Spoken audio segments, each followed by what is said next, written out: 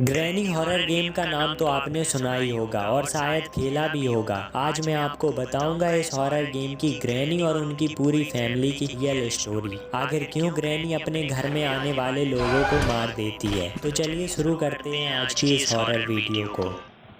Granny का जन्म Paraguay के एम्बुस्काडा साउथ अमेरिका में हुआ था। ग्रैनी के फादर कुछ क्रिमिनल एक्टिविटी में शामिल थे। जब ग्रैनी 10 साल की थी तब उनके फादर ने किसी गैंगस्टर के पैसे चुरा लिए थे और उन्हें कोई ढूंढ ना सके, इसलिए वे ग्रैनी के साथ रोमेनिया के जंगल में एक घर बनाकर रहने लगे थे। वे 5 साल तक वहीं छिपकर रहे। इस बीच ग्रैनी कभी स्कूल नहीं गई। फिर अचानक एक दिन वे गैंगस्टर ग्रैनी के घर आ गए और फिर उन गैंगस्टर के लीडर ने ग्रैनी के फादर को मार डाला। जैसे तैसे ग्रैनी वहां से बचकर जंगल में भाग गई। ग्रैनी बहुत ज्यादा डर गई थी, जिसकी वजह से वह बेहोश हो गई और जब ग्रैनी को होश आया तब उन्होंने देखा कि वह पुलिस स्टेशन में थी। फिर उन्होंने पुलिस को अपने साथ घटी पूरी घटना बताई। अब ग्रैनी का कोई नहीं था, इसलिए पुलिस ने उन्हें अनाथालय भेज दिया। जब ग्रैनी बड़ी हुई तब वह एक होटल में कुक का काम करने लगी। उसी होटल में ग्रैनी की एक दयालु वेटर से मुलाकात हुई। वो वेटर कोई और नहीं बल्कि ग्रैंडपा थे। कुछ महीनों बाद ग्रैनी और ग्रैंडपा में प्यार हो गया और उन्होंने शादी कर ली। शादी करने के बाद वे दोबारा उस घर में रहने लगे जहां ग्रैनी बचपन में रहती थी और वहीं पर उनके फादर को मारा गया था।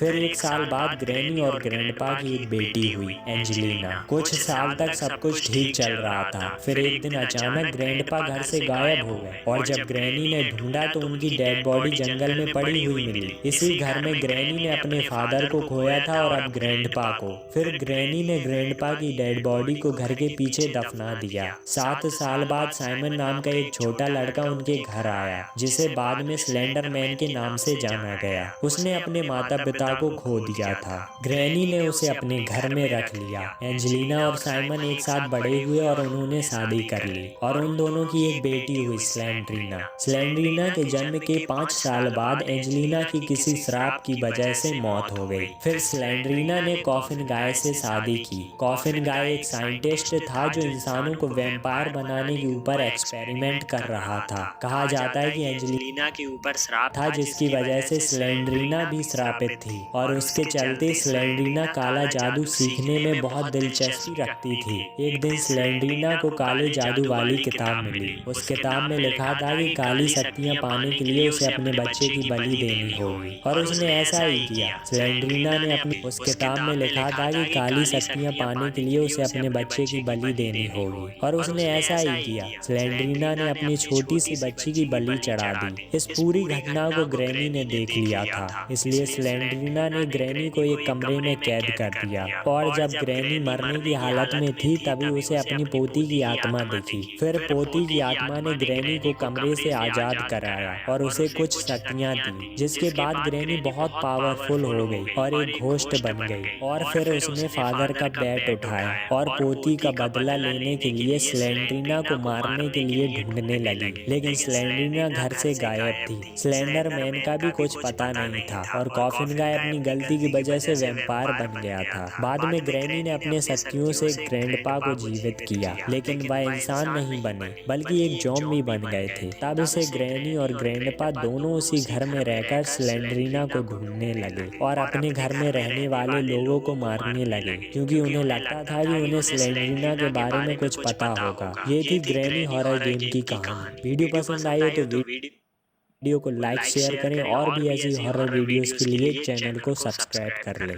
Thanks for watching.